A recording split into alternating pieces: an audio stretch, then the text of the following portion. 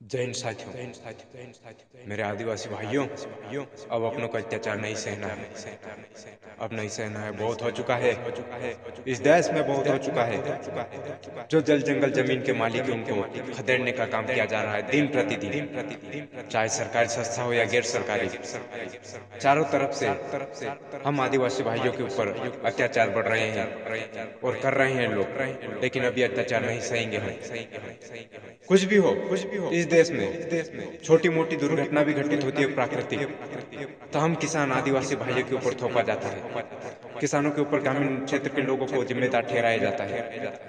चाहे वो इस देश में पर्यावरण प्रदूषण हो, ध्वनि प्रदूषण हो, कुछ भी, लेकिन वो सारा की सारा किसान और गरीब आदिवासियों के पीठ पर थोप दिया जाता है।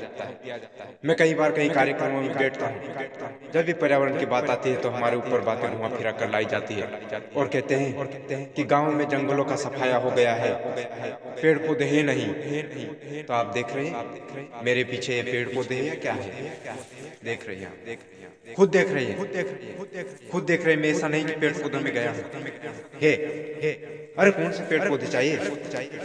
हमारे ऊपर ही थोपने का काम करते हो, यही सिखाए। और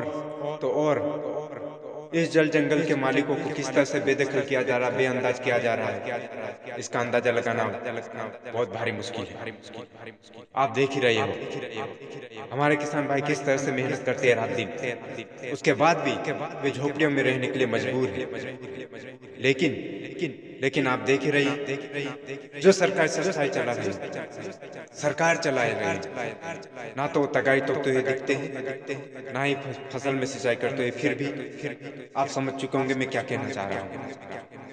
अरे भैया मत छेड़ो। हम किसान आदिवासी गरीबों को बहुत बुरा होगा, हाल बुरे होंगे, बेहाल हो जाएगा ये देश। मत करो, अभी भी मौका है। जब तक हम जागरूक नहीं है, जागरूक जरूर है, लेकिन हम अलग अलग क्षेत्रों में, जिन्हें मैं कहूँ तो पार्टियों में बंटे हुए हैं। अगर जिस दिन से हमने इन पार्टियों को लात मारना चालू कर दिया ना, और हमने व्यक्तिगत रूप से सोचना विचारना चालू कर दिया, तो फिर सोच लो क्या होगा इस देश। मगर मुझे दुख होता है कि हमारे आदिवासी ग्रामीण क्षेत्र के भाई लोग पढ़ लिख कर केवल सरकारी नौकरी के ही पीछे भाग रहे हैं, और हमारी यही कमजोरी है कि हम आज भी विकास नहीं कर पा रहे हैं। हम सब जानते हैं इतनी बड़ी जनसंख्या वाले देश में, इतनी बड़ी जनसंख्या में हर घर में 1 2 3 पढ़ने वाला हो गया और सबको नौकरी मिल पाना मुश्किल है, लेकिन फिर भी हम उसी के पीछे भाग रही है। ये हमारी कमजोरियां हैं। जिस दिन से हमने ठान लिया हमको सरकारी नौकरी नहीं करना, लात मारना और काम धंधे करना चालू कर दिया ना, तो इन बड़े बड़े शहरों और बाजारों का क्या होना है वो सब जानते हैं। जो बाजारों में दुकानें, वैसी दुकानें हम गाँव में कर लेंगे। जो बाजार में काम होता है वैसा हम जो शहर में होता है वो गाँव में कर लेंगे। तो फिर सोचिए क्या होगा।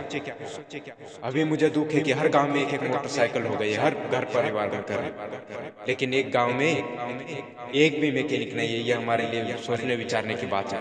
क्यों? क्योंकि हमारे कमजोरियां हैं। हमने केवल सरकारी नौकरियों को बहुत महत्व दिया है, और जो बाजारों शहरों में है उन्होंने उन सरकारी नौकरियों को लात मारी और आज भी अपना काम धंधा चला रहे हैं। तो हम क्यों नहीं कर सकते?